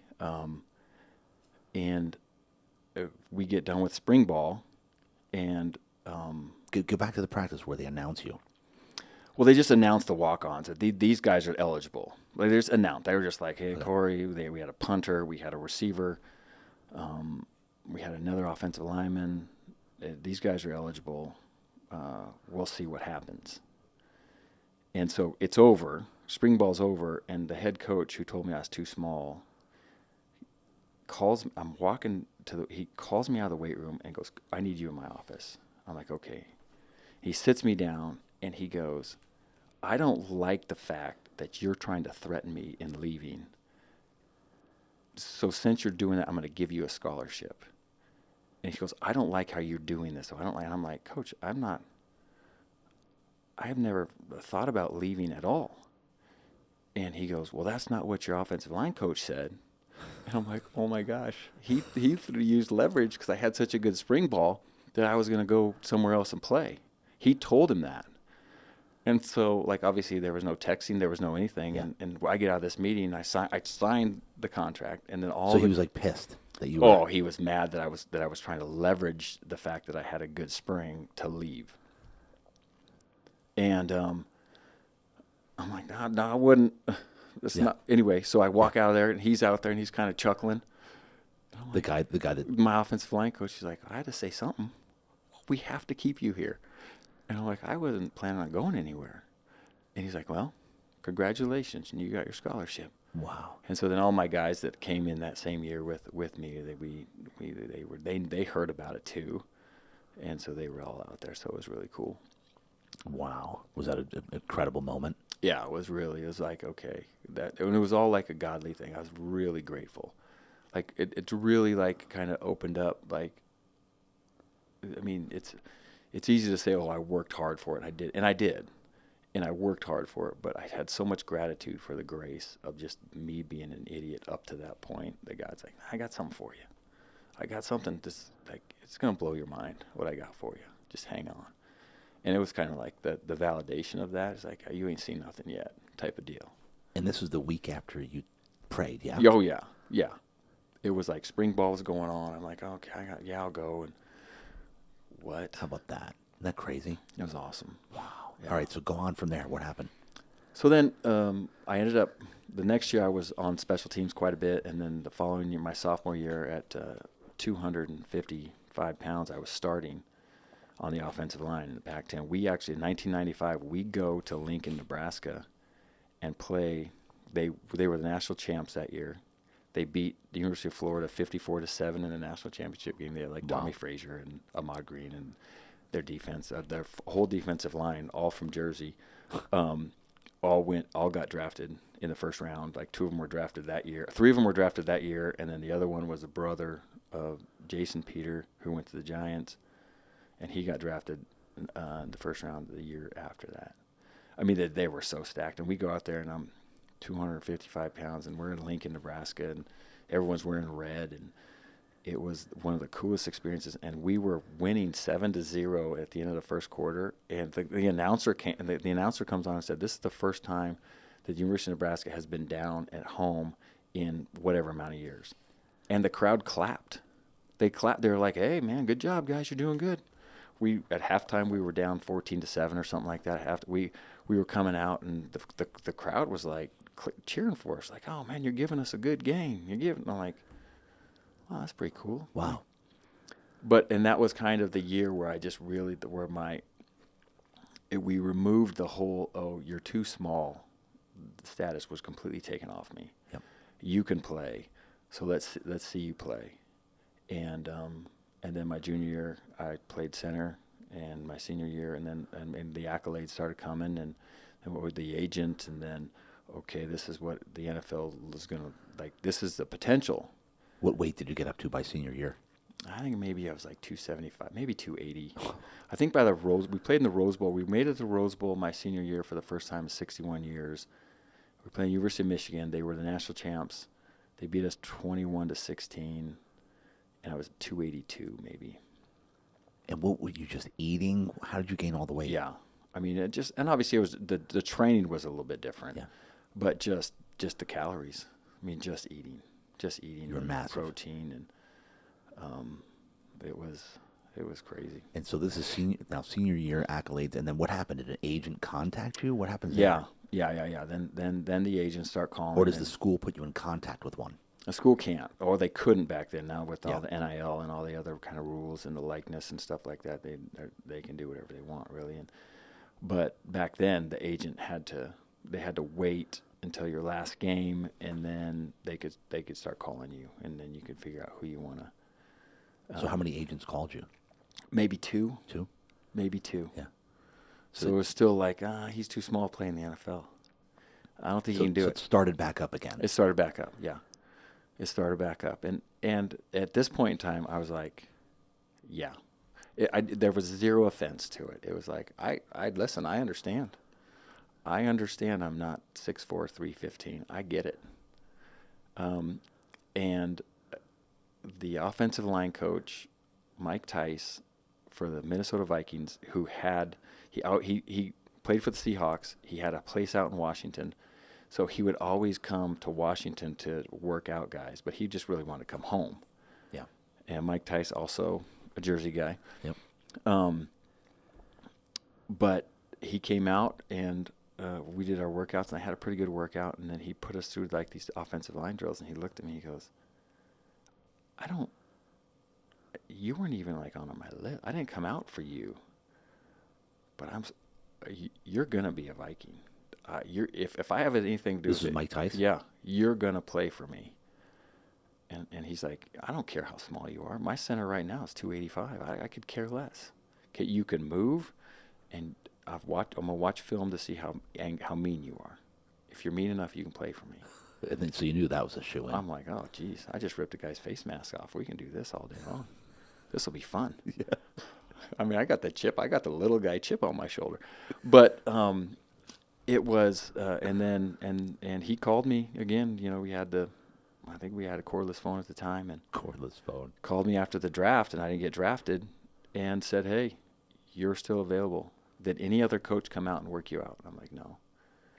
He's like, so you're going to come here? I'm like, yeah, I'm going to come here. And so, I don't know, I think maybe they might have This was the Vikings. The Vikings. They gave me like $5,000 to sign a contract. And good luck, bud. But, I mean, walking into an NFL locker room, I mean, and they were old. They were considered an old team. Yeah. And I walk in, and I see Chris Carter talking with Randall Cunningham. Like, those were the first two people I saw walking in. And I'm like, dude, I remember those guys were with the Eagles. Oh, yeah. In the 80s, and they're still doing this thing. Yeah. 1998, they're still doing it. I remember betting on them. Yeah. Yeah. I remember I was big in gambling, dude. I'll never forget those two, the combination. Yeah. Randall with the 50 yards, 60 yards in the air. Just he could launch that thing. Yeah. He was a great dude. Yeah. Great guy. But, so I show up, and then I became I think I got up to like 295. I think at one point I hit 305. And I literally couldn't move. I'm like, I'm so fat. I can't move. I can't play at this. So I just started I got back into my shape was round. That was a shape. That's what everyone said. You're in shape, aren't you? I'm round, and that's a shape, isn't it? Okay, so first year at Minnesota, what happened? First year at Minnesota, so going to training camp. What happened camp. when did you meet the coach? What did he say? What are you doing here? No, it was like the coach Denny Green was one of the most amazing. He God rest his soul, was one of the most amazing coaches I've ever played for. Yeah, he was a player's coach, and he treated everybody like men. And he wasn't there to babysit. You either can do it or you can't. If you can't, it's not my fault. It's your fault. You cut yourself. You got to go. Like it was, but if you could, oh man, he was there for it. Yeah. So it was just like it was a business. You go sign a thing. Hey, how you doing? And go. And so go through the mini camps. Go through training camp. I'm having a great training camp. Talking about making the team, we had a really old offensive line, so it was me and this guy named Matt Burke, who we were the only rookies on the team. And so the offensive line is just notorious for taking the rookies out after the rookie show, and then after camp kind of breaks, and they take you out and they just get you just wasted. Yeah. And normally there's more than just two, so normally that they can spread the wealth, and this time there was two targets. And so Matt and I just got absolutely destroyed and ended up getting alcohol poisoning. You did. And we had to play. We actually had to play the Chargers in the last preseason game, and they kind of were moving me around, and I couldn't.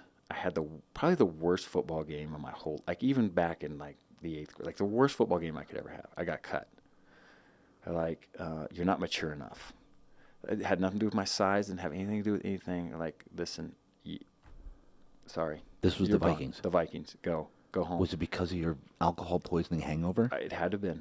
Yeah. I mean, I was doing. It was the next day. It was it was a Wednesday, and then we played on a Saturday, and then the cuts were like a Tuesday or a Monday or something like that. It was really quick. Boom, boom, boom.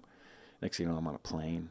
So you played the worst game. Yeah, at ever. The worst time I could play it, and they had to make a decision. Okay, I've got to keep 8 guys. Oh, this guy got cut, so we're going to bring him into our practice squad. We'll get rid of Cory. He didn't perform. That's it.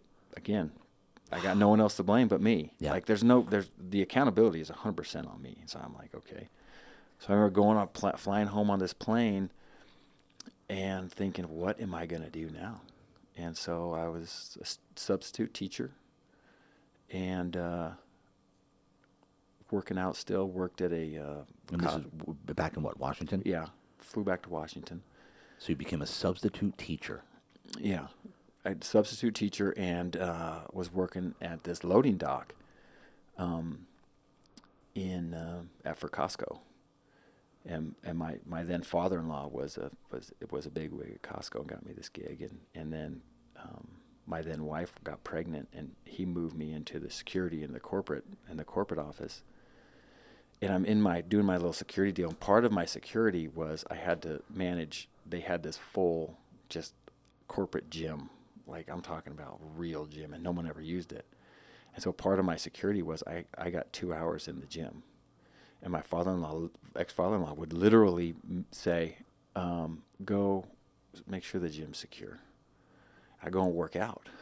And that's kind of my job. And so again, no cell phone, no pager, no nothing. I think I called and left a message for Mike Tice. And I said, hey, NFL Europe just called me. I was thinking about just quitting, giving it up. What do you think about me going to NFL Europe? I'm going to backtrack a little bit because at the end of that season, 98, that I got cut, I got called by the Cincinnati Bengals. They flew me out there. I worked out for them. I long snapped for them because I did that too. They signed me on their practice squad, so I go out to their practice. They signed me, go out to their practice squad for 2 weeks, and then come home. And and that's why I was a security. That's why he was letting me work out. That's why he's like, hey, you get to go secure this. Got it. So did you get accepted to the Bengals though? So I signed a contract with the Bengals, and I'm sitting on my little security booth, and I'm going through all the transactions, and I read in the transactions, the Cincinnati Bengals released offensive lineman Cory Withrow. They didn't even call me. They just put it in the paper. They just did it during the. You're kidding me. No, they didn't even call me. So then the NFL Europe thing happened. I called Mike Tice. I'm like, hey, Coach Tice, is there any way? Do you think I should do this, or do you think I should hang it up? He called me back on my work phone and said, hey, if I talk to Denny Green, do you think that you can lock in for training camp and try to make this team? And I'm like, absolutely. Wow.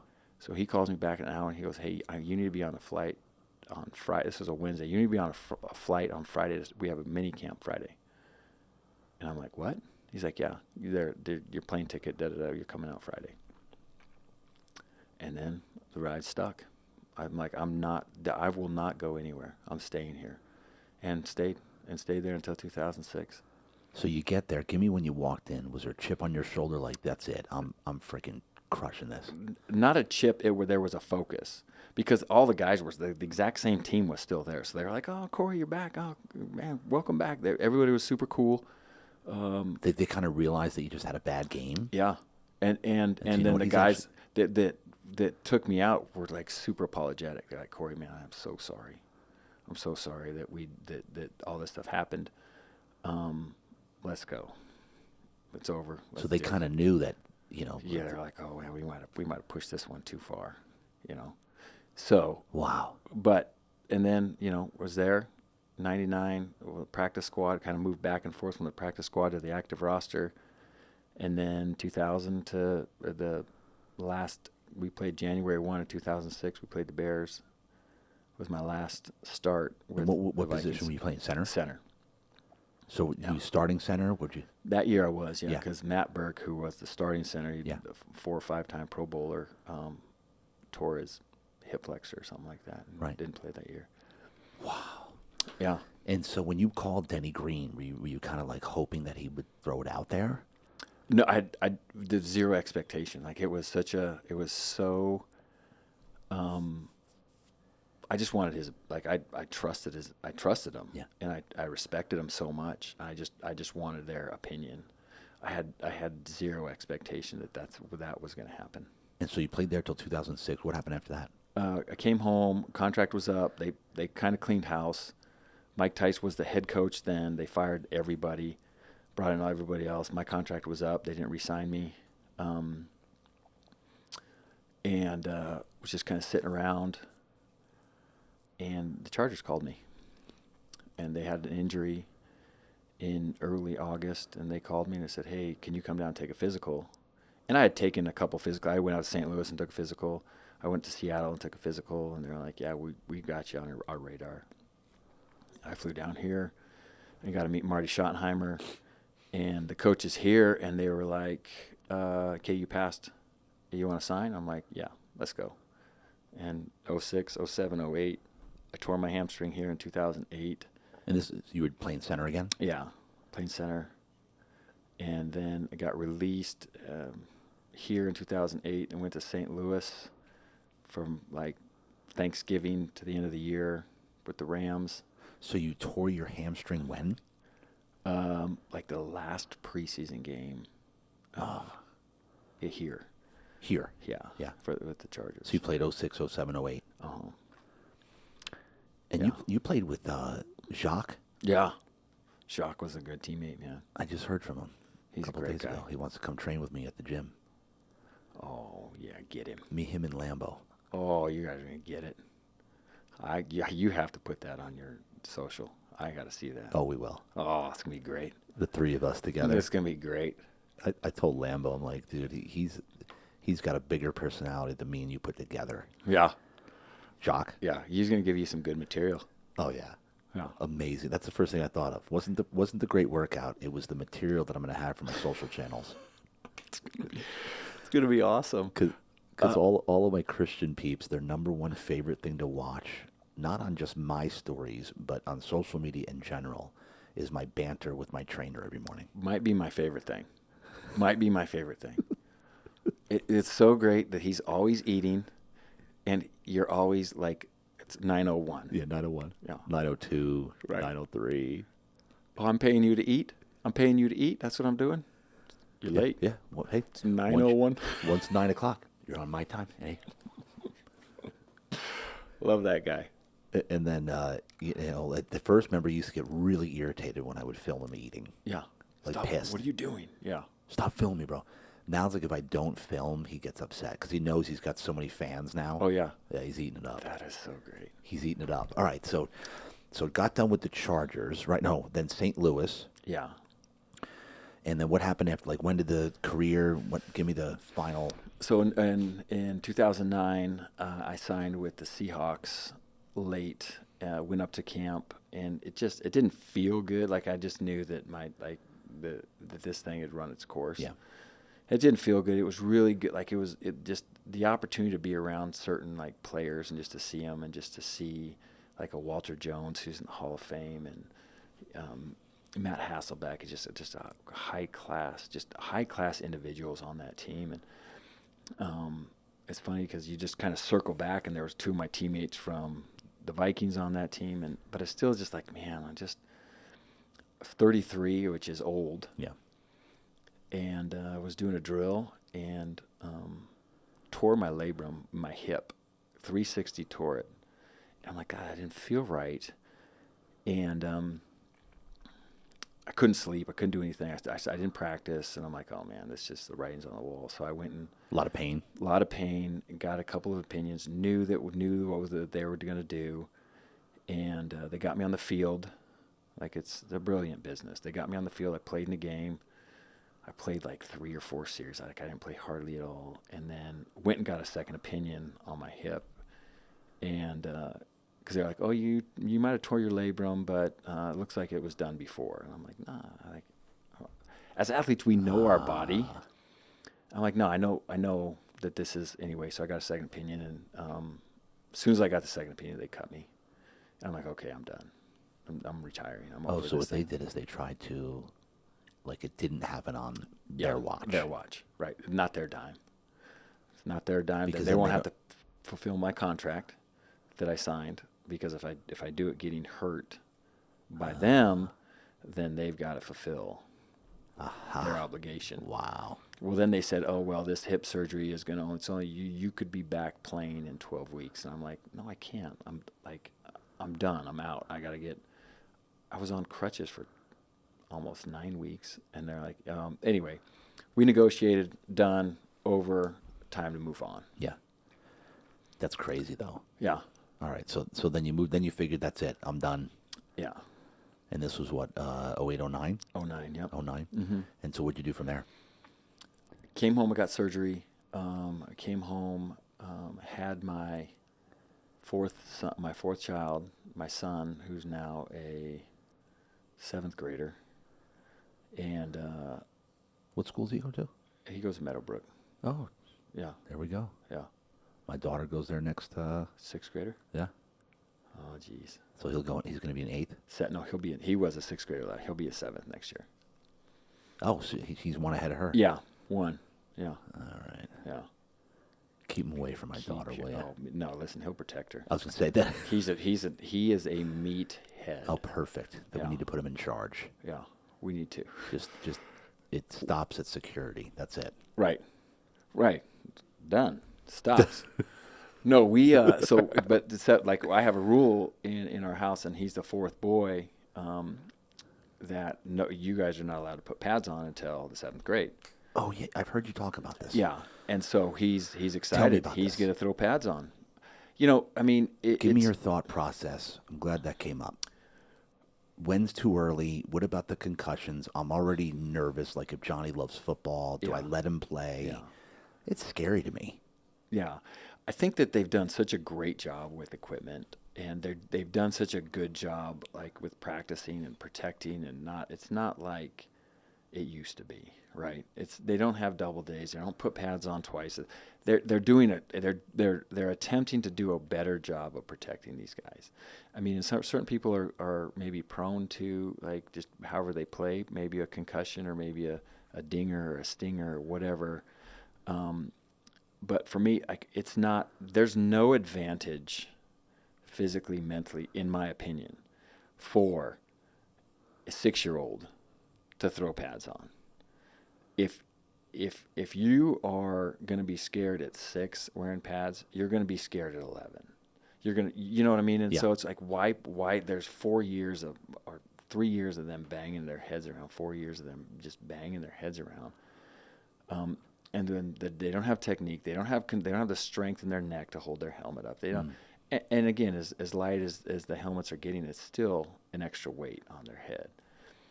And so for me, we make a rule: 7th grade, you can play. 7th is the earliest It's that the you'll earliest, allow yeah. your son to put pads on. Yeah, to throw that helmet on. And he's been playing flag, right? Yeah, he has. Yeah.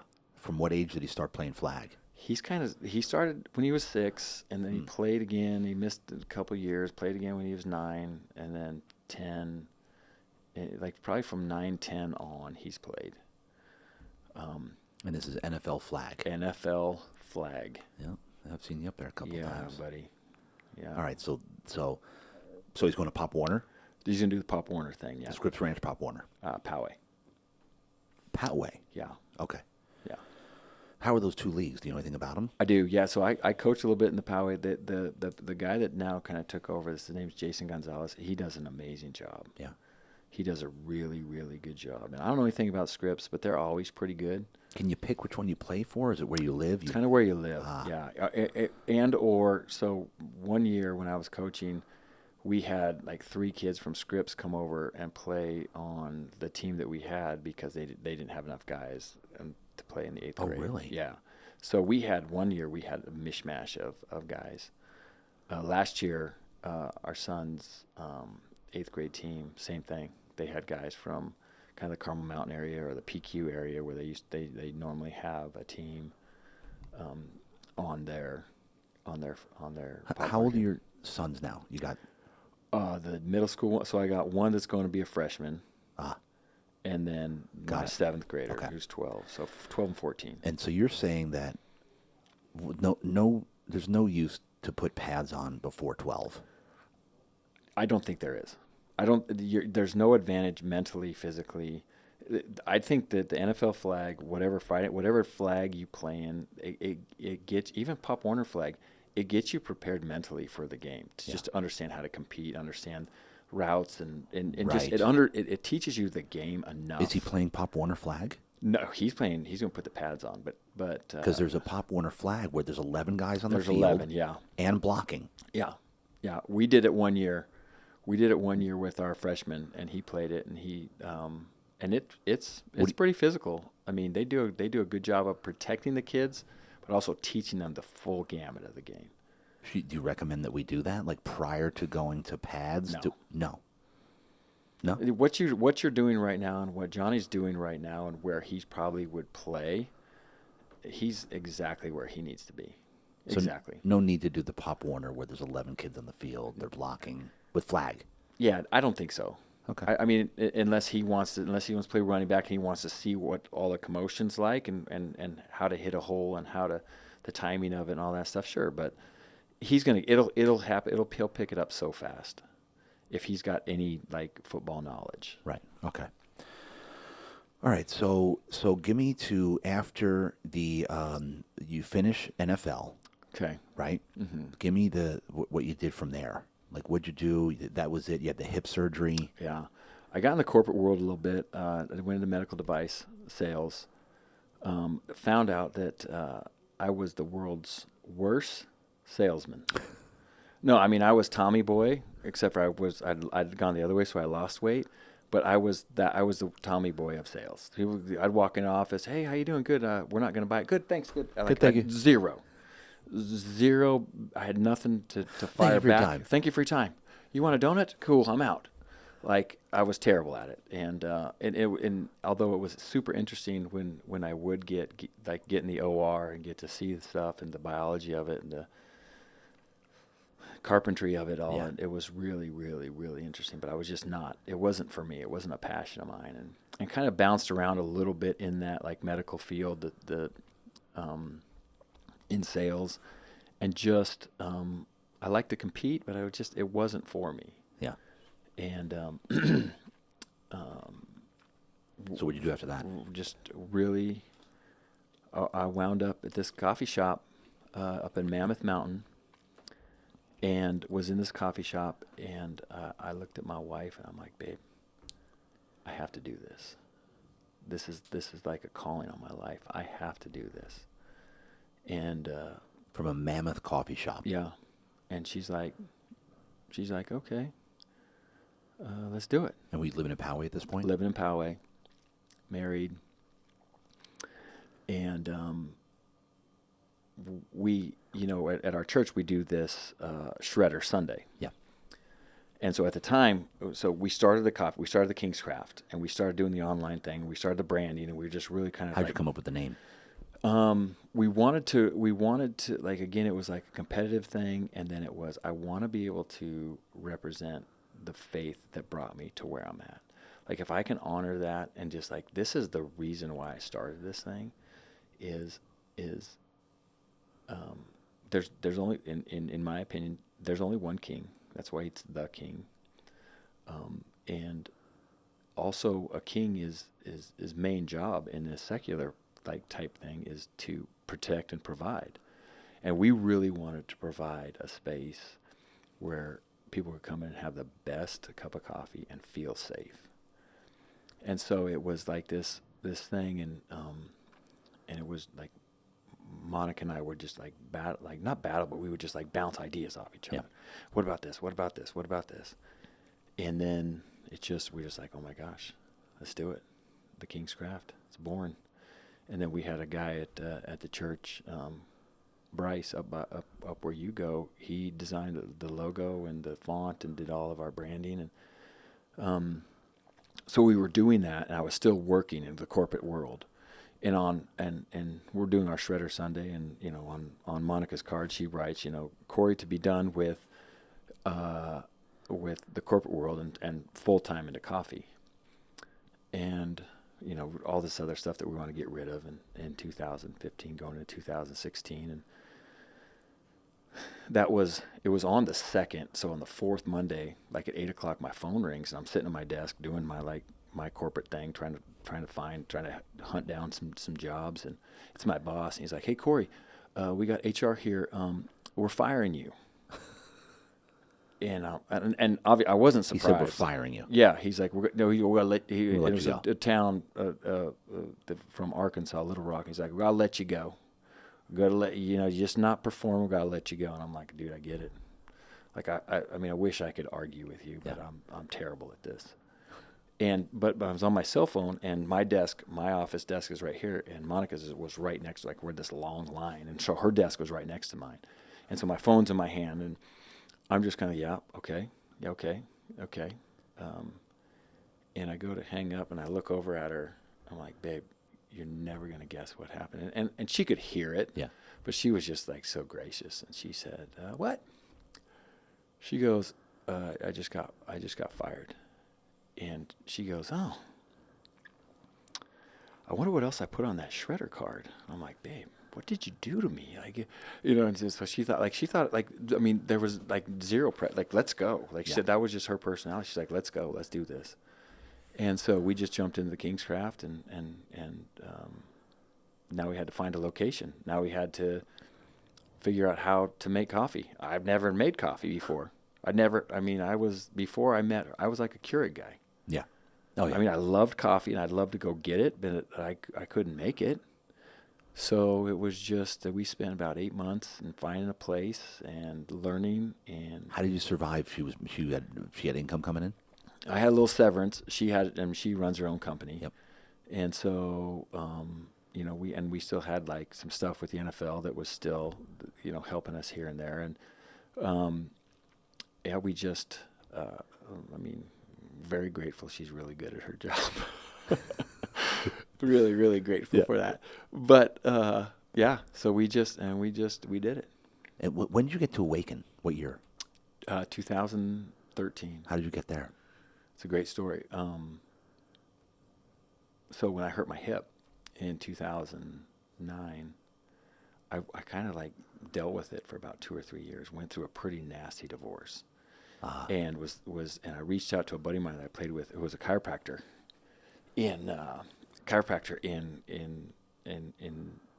I played with in college, and I'm like, man, Paul, you gotta help me, man. Is there a chiropractor down here that? He's like, oh my gosh, that specializes in hips. He's like, oh man, I'm gonna send you the guy. I'll send you his address. So he didn't send me his name, nothing. He just sent me his address. And so I pull into Convoy, and I'm like, I've been here before. And in 2006, when Awaken first started, the year that they started, they were doing a Connect group, and I got invited. I was like my first week as a Charger, and we kind of talked about is I was known for leading the prayer after the game, and also being the most fined backup player in the NFL. The most fined. Fined. So you get fined for being a cheap shot. So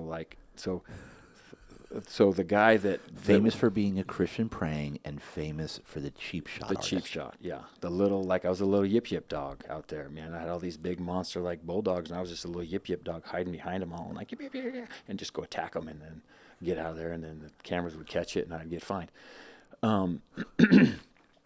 But Dr. Matt had a Connect group back in 2006 there that I got invited to, and I'm like, man, their pastor's got a crazy accent. I said, I wonder if he's from Australia. Yeah.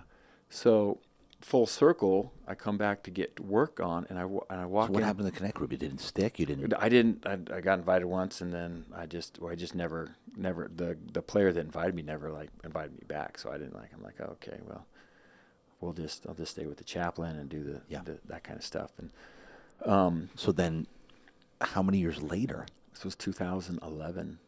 So a couple years later. Yeah, a couple years later, I walk in there, and I'm like, hey, I know you. And he goes, I know you. And I'm like, oh, man, I was with the Chargers, and I came into your, and he's like, oh, my gosh. And so he started working on me. And he was kind of talking about it. Oh, we meet at this middle school over in Carmel Valley. You should come to it. And I'm like, yeah, whatever. And so I would come on occasion, and I came the end of August of 2012, and Pastor Leanne like blew my mind and gave this word on 1 Samuel 14:7, and it blew my mind. And I had just met Monica, and I left that service. I went by myself because she wasn't down with that. It was a C3 at the time, and it was just, she was a little bit more on the conservative. Like, I want to go to a Lutheran church over here where it's just nice and I can sit and do. And so I went, and I came, like, went on our first date that week, and I grabbed coffee, and then we went to dinner, and then that Sunday and the Monday I I looked at her and I said, I think I'm going to be your armor bearer. She's like, what does that mean? I'm like, I just heard this word. Anyway, and so Dr. Matt kept working on it, and she wasn't ready for C3, and so we were going to another place, and Dr. Matt, like, he's like, hey, I'm going to preach for the first time. My first preach is a Sunday night. Will you please come and support? And I'm like, sure, let me see. So I got Monica to come with me. Is that C3? Yeah, at C3 and at Carmel Valley, and the what Awaken previous was. And so we were there, and it's just, Sunday nights, like Wednesday nights now, is just off the hook. I mean, it was insane. It was so great. And Matt got to meet Monica, and they got, just business-wise, business mind, they're very similar, and she's very organized, and he's very organized. And they got into like a business relationship where they work together.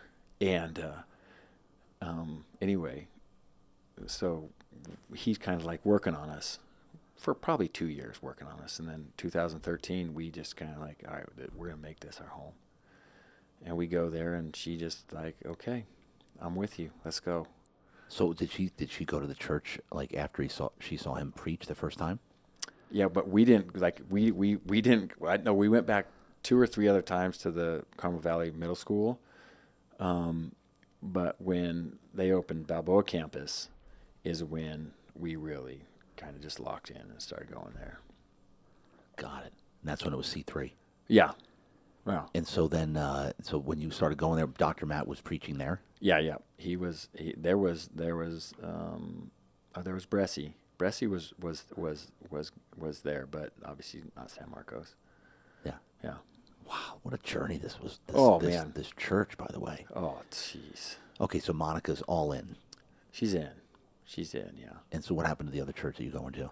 Just said, we're out of here. Yeah. Okay, so keep going. Like, what did it for you when you, like with C3, what resonated with you? Matt, like when you came back, what did it for you? Like, what is it about it that made you stick? There's so many things. I think how real it is, how real our leadership is, how transparent everything is, and just the power that flows through there. And it's not like this reservoir where it's like grace and righteousness is only for the few people that deserve it, right? It's there. It's like it's a river, man. It's for everybody. The grace and the power and the authority and the joy and the willingness to like want to be called for something greater than where you're at right now. Love you where you're at. Love you right now where you're at. But your calling is so much greater. And I love that about Awaken. I love it. Yeah. I love it. I feel the exact same way. That's like awesome. Literally, they're obsessed with winning Yeah. and helping you win. Right. So that we can build the kingdom together. Yeah. Take territory. Let's do it. Like make it an actual difference. Right. Through right. change. Yeah. Which another one, Colin. Oh my Right? gosh. When did you meet Colin? So I met Colin right away. And then Colin's also from Washington. So we have like this Washington connection. And then Colin brought down, Colin and Melissa are amazing people, but they brought down Ashley and call him the bishop. God, I can't even think of his name right now. Dang it. Don't watch this, Bishop. But they brought they were from where I was living in Washington, from Puyallup, this little town called Puyallup, Washington. And so we had a ton of like connection, like Colin and Melissa, like right away of like, okay, we know, you know where this is, you know where the fairgrounds are, you know where this, and then just being around somebody who, like, he loves to win, but I don't know, I think he loves more when people win. Oh yeah, no doubt about it. It's funny, like of my whatever, I played football for 22 years of my life, right? I'm 47, 22 years of it we're playing football. Wow. The greatest compliment I've ever gotten wasn't, oh my gosh, you're so strong, or you're so good, or you're so smart, or you're so anything. This one coach said to me, and he was only with me for like a month and a half, and he goes, Cory, I don't understand you, man. He goes, how is it that a backup center makes everybody around him better? Like, how do you do it? And I'm like, it's what I speak. Nobody else, everyone else is so afraid to speak life into people. They're not afraid, or they think it's a weakness. They think that being positive or being encouraging it's a sign of weakness, because I'm acknowledging that you are doing a great job, and that makes me somehow look small. No, if you all stay the same, if people in my life stay the same, and I'm in their life, they need to kick me out of their life. I'm doing them no justice. I want people and that's Colin. Colin wants people to be so great that he's not going to waste his time letting you be okay. And it's so contagious. And I think that's the type of people that are, so that's one example of many examples. Like that's you, dude. You're such a great example of that.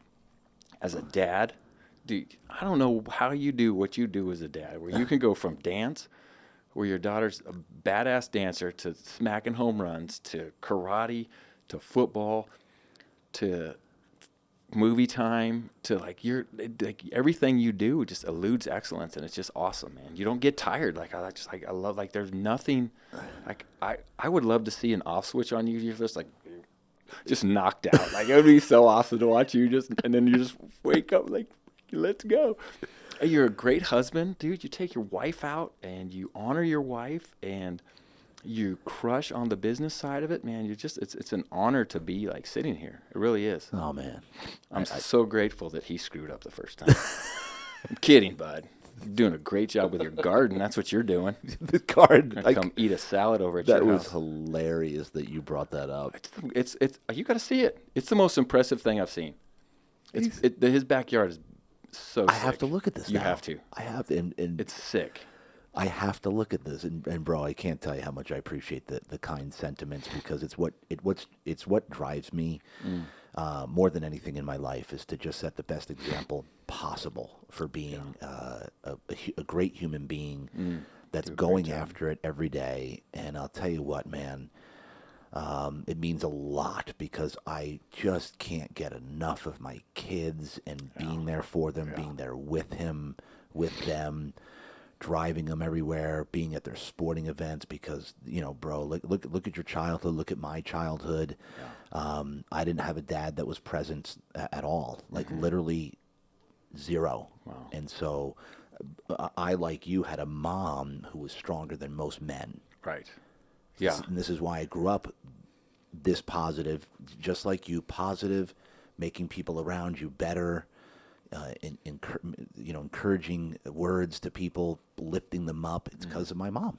Yeah. And you're the same exact way. So now, as fathers, I look at that and look at the way I'm raising my children, and I'm going to be the opposite of what my dad was. God rest his soul, but I'm going to be the opposite. Sure. I'm going to be present. I'm going to be there with them, because they're only young once. Right. So I can't tell you how much that means to me, bro, and having you in here today. So I want you to sum this up now. Give me some more. I loved what you just said about, what the nicest thing someone said to you. Sum it up now, because you got King's Craft Coffee Co. I heard you got some incredible opportunities on the table to expand the company, but let me know, let's wrap this up with some inspiring words on what you took from let's say your mother, your football career, and your attitude on life, your spirituality, into the business world now of owning and operating a company. Give me some stuff of what you took and what you're applying as a business owner, as someone who's making a difference, taking territory. What did you take and apply? What are you applying now that you can tell people? I think the one, there's so much, but it's such a fine line for not letting, being in, and you're in it too a little bit, about being an employer, to have employees that can come and go, is that if they're going to, again, I want to make them better, but I also want them to know that there's grace. Nobody's perfect. And I know you're not out there trying to screw up on purpose, or you're not trying to make mistakes, or you're not and even on your good and your bad, I had a coach once tell me, man, it's you have to stay the course. Like, you don't have time. Like, he'd always say, just don't blink. Don't blink, because it's going to be over. So you have to stay on a course. And why not make it the most fun and joyful and encouraging course that you can stay on? Like, we get to make a choice. Like my Peloton name is We Get To, right? Yeah. We get to make it. I have a choice to strap on that dumb bike and ride it for 45 minutes, or just like hang a coat on it. You know what I mean? And so we get a choice on how we talk to people. We get a choice on how we're going to show up. My wife says all the time, she's like, nobody, like, when are you going to stop competing with you? Like, I don't compete. I don't. And she'll look at me and she'll be like, I'll be working out. And she'll be like, hey, did you beat your time? And she knows that I'm out there. I'm like, okay, I've got this amount of time. I'm going to just destroy myself. And then I'm going to beat the last time I did this. And we do the Murph, and everything is just all about, okay, what did I do last year? And she's like, when are you going to stop competing with yourself? And I'm like, when I'm dead. Yeah. Because this sucker is beating me something. And I to myself, I'm like, you think you're winning right now, huh, bud? And I would rather compete with myself at a high level than try to compete with somebody who is good, like a flash in the pan, but that they're not going to be there when I'm staying at that same level 10 days from now. Do you know what I mean? And so I think that I wake up every morning grateful. Like, gratitude is the number one key to living a joyful life. No doubt. If you can't find grace or gratitude in just standing up and breathing, you might want to lay back down and figure it out, because it's just like, why not? Like, why not? Why? We got a choice, man. Yeah. We got to make the right one. And if I'm only here, shoot, I might walk outside and get jacked up by a bus. Listen, you're gonna be like, that dude was laughing before he was out there. He had a choice. He was positive right to the last second. Right till that dang. How could he not see a bus hitting him? Like, move out of the way, bud. The bus is coming. Move. You know what I mean? Like, why? That's what I'd say about me. So give me something here. I love this, man, because we have the same exact mentality when it comes to life and how we carry ourselves. Because everything in life is, we all have a choice. Yeah. We really do.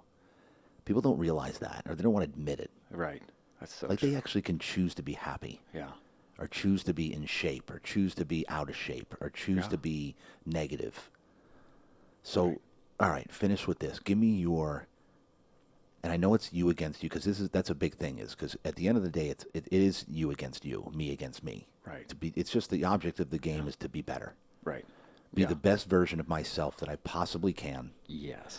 Because I'm going to be able to be a vessel for God and to help as many of his children as possible if I'm at the best that I possibly can be. That's the bottom line. Right. And that's what drives me. But Yeah. let's go deeper. Give me your main why, or maybe that's it. Give me your main, we're going to finish with your why. Okay. Because the why, in my opinion, is the most important thing when you're going after it in life. This is for people that are going after it. This isn't for the people that are kicking back, looking in the mirror, blaming, making excuses, finger pointing victims, I call them. Right. Blaming everybody else, right? Yeah. This isn't for them. Right. You guys can tune out right now, call it a day. Shut it down. This is for those that are saying, you know what? I know that I'm meant for more. Yeah. I know I'm meant to make an impact. Yeah. And I'm not going to stop until I do. What's your main why? What keeps you going every day when the going gets tough, when we got cash flow issues in our business, when we got employee stuff going on? Yeah. Give me your why. Finish with your why. What keeps you going? I think that the voice that in my head that I keep hearing is, you ain't seen nothing yet. And I've seen a lot of stuff, and I've been fortunate and just been blessed to see a lot of life and a lot of amazing opportunity. And I think that it would be a disservice to everybody around me, especially, and I say everyone around me, but that makes me feel like it's like people are paying attention. Like it's kind of like cocky of me saying, oh, everyone around me. The truth of the matter is that everyone around me does not care, really. It's what but if I do, and I'm doing myself a disservice and my creator disservice if I don't try if I don't try to set the bar for me as high as I can every day. It's a huge disservice. Yep. And it's funny because like my kids are around the church a lot, and my boys they get this life spoken over them. And know your dad did this, but the mantle that's passing on is going to be greater, and it's going to be this. And I believe that wholeheartedly. But I still got a lot of living to do, and my bar is not stopping. And so they better buckle up, and my kids better buckle the F up, because I'm going to set this bar high, and it's going to keep going, and it's going to keep going. And it's not stuff. It's not, oh my gosh, we had a house here and a house there and this. It's how are you going to treat somebody when they don't mean anything. They're not going to help you at all. And it's just a great thing that I get to speak into. I get an opportunity to train college kids that are going to the NFL. And my first thing I say to them is I'm going to be the only person in your life in the next 6 months that I don't need anything from you. I don't want anything from you other than for you to be the best you. That's it. Just be the best you. And then you know the old adage of like, I want to speak about Jesus every single day of my life, and when necessary I'll use words. But if I can just live like I'm supposed to live, like that's my why. Like, just freaking go get it. That's it. Yeah. Set the best example possible. Be the best version of ourselves. It's that simple. Yeah. It's that simple. And it gets that simple when you understand grace. Because so many people don't understand grace. Define grace for me. Grace is the gift that's given, that where we get it somehow twisted in our head, and the enemy gets into our head and says, oh my gosh, you're never going to do it because you did X, Y, and Z. Well, that's not what the Bible says. The Bible says Jesus was beaten till people couldn't even notice him. And that beating that he took is the grace that covers you. I'm like, golly. Grace. I love that. Crazy. And you don't understand the best version of you if you can't let go of the worst version of you. Wow. You know what I mean? I can't let go of the worst version of me because I'm holding on to it, but it's already been taken away from me by this great good gift called grace. Now that gives me authority to be the best version of me, and that's just it.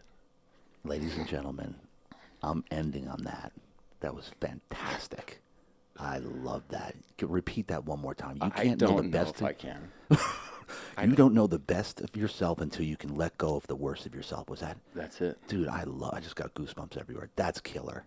Yeah. That was fantastic. Dude, I'm honored that you came in here. Oh.